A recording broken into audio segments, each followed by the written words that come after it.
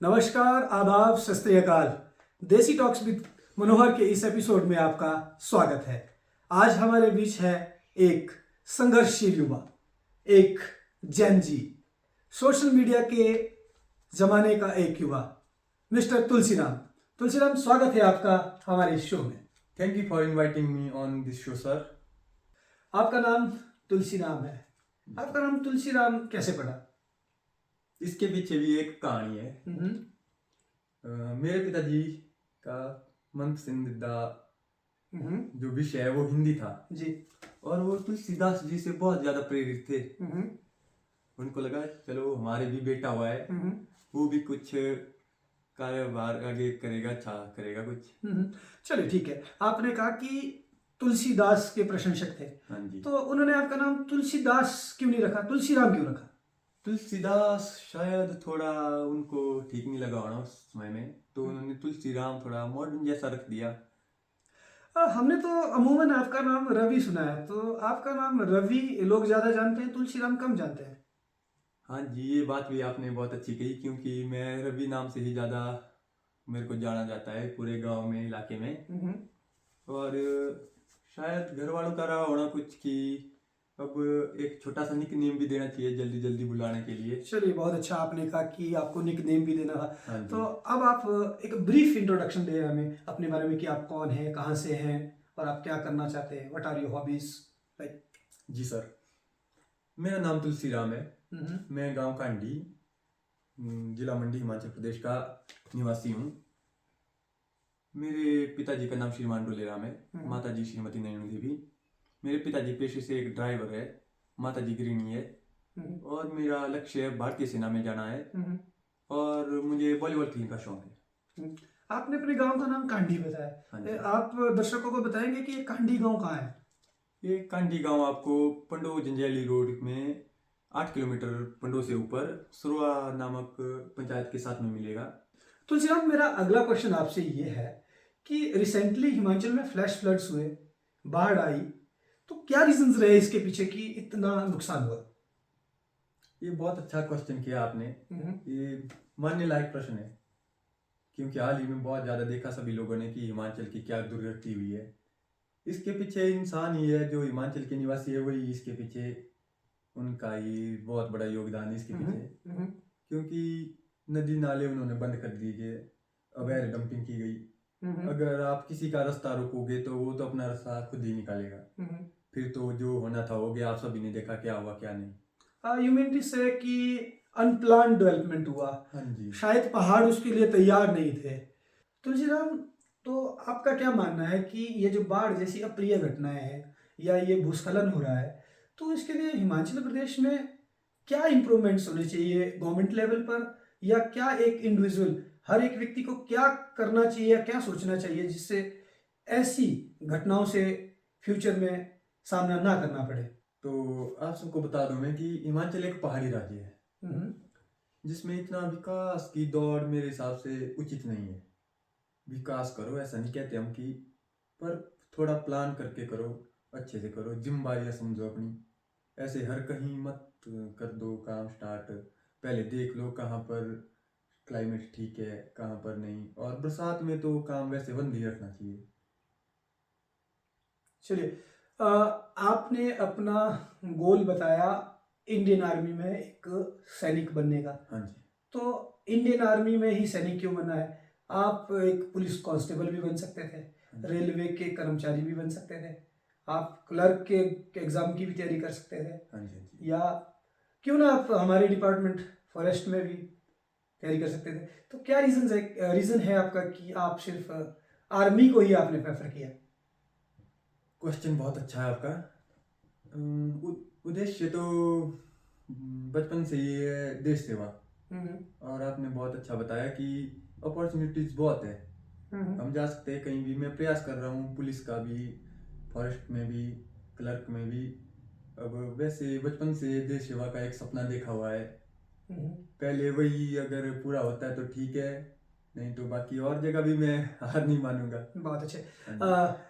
Over to our को host mister Ramesh Kumar, जो हमारे साथ कैमरामैन की भूमिका निभा रहे हैं। तो आप अपना प्रश्न पूछें सर, प्लीज। जी थैंक यू सर।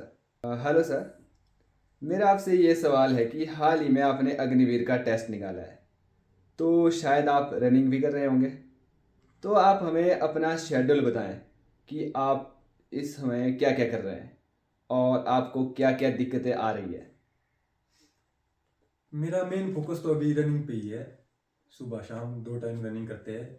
दिन में तो आजकल काम बहुत कम ही करते हैं, जैसे घर में होते हैं थोड़ा बहुत काम, वही काम करते हैं। बाकी पढ़ाई करते हैं थोड़ा बहुत ही, ज़्यादा तो कर नहीं पाते अब। बाकी रनिंग करते हैं। थोड़ी परेशानियां तो है, इंजरी से बचना पड़ता है। वॉलीबॉल खेलना छोड़ दिया है कुछ टाइम से। बाकी ध्यान ग्राउंड जाना चाहते हैं पुंडो, पर पुंडो में ट्रैक है नहीं फिलहाल। अभी रोड रनिंग कर रहे हैं और रोड रनिंग में उतना कुछ बन पा रहा है नहीं, टेंशन बहुत ज़्यादा है। जी थैंक यू सर, आपने मेरे सवाल का जवाब दिया। वेल सर, नेक्स्ट क्वेश्चन ये है कि 2022 में एक योजना आई अग्निवीर। जी सर। तो इस अग्निवीर योजना की क्या मेरिट्स हैं और क्या डिमेरिट्स हैं?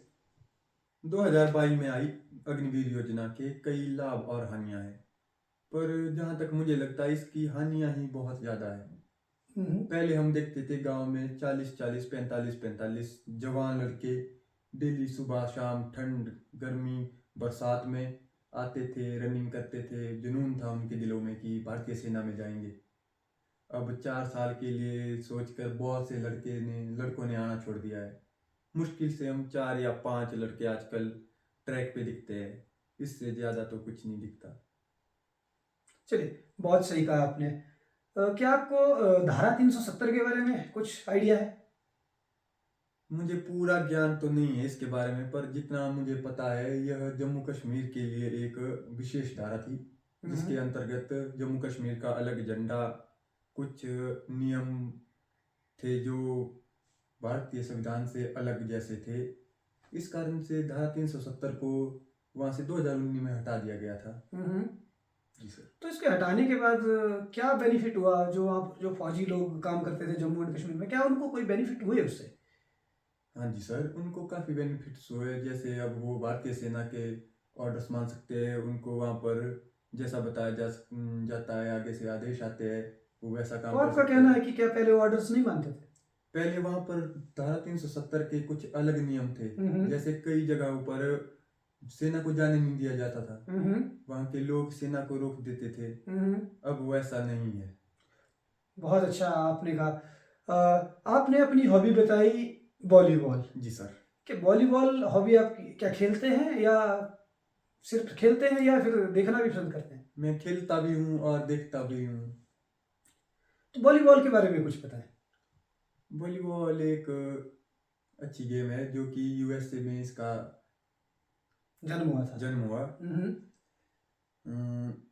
यह बास्केटबॉल से प्रेरित होकर बनाई गई थी ये गेम, क्योंकि बास्केट बहुत ही थकाने वाला गेम है, जिसको देखकर वॉलीबॉल का हाँ निर्माण हुआ। बिल्कुल। जो इसके फादर थे विलियम जे मॉर्गन, हाँ जी, वो बास्केटबॉल खेला करते थे। बास्केटबॉल।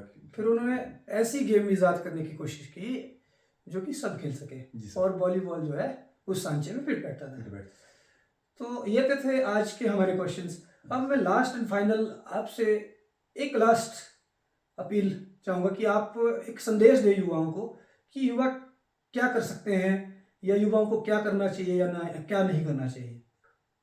मेरा इस यूथ के लिए एक कॉमन जैसा संदेश है कि नशे से बचे, दूर रहे, अपना फोकस करे, करियर बनाए, अपना ध्यान दे, घर में बेले ना बैठे, कुछ ना कुछ काम करे, खेतों में काम करे, फसलें बोए, कुछ ना कुछ टेक्निकल चीज़ें सीखे। घर में बैठकर कुछ हासिल होगा नहीं, मेहनत तो करनी पड़ेगी हर फील्ड में।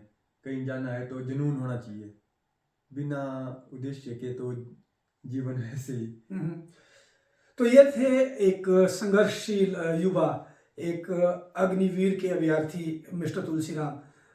इनका पॉडकास्ट यही समाप्त होता है। अगर आपको हमारा पॉडकास्ट अच्छा लगता है और अगर चाहते हैं कि ऐसे ही पॉडकास्ट हम फ्यूचर में करें, तो मुझे मनोहर लाल को फेसबुक पर फॉलो ज़रूर करें। धन्यवाद। Thank you sir. मैं आपका पुनः धन्यवाद करना चाहता हूँ कि आपने मुझे इस काबिल समझा कि मैं इस शो में आ सकूँ। मैं आपका धन्यवादी हूँ और चाहता हूँ कि आगे भी आने वाले समय में आप अच्छे अच्छे पॉडकास्ट करें और आपका चैनल ग्रो करे अच्छे से। Thank you so much.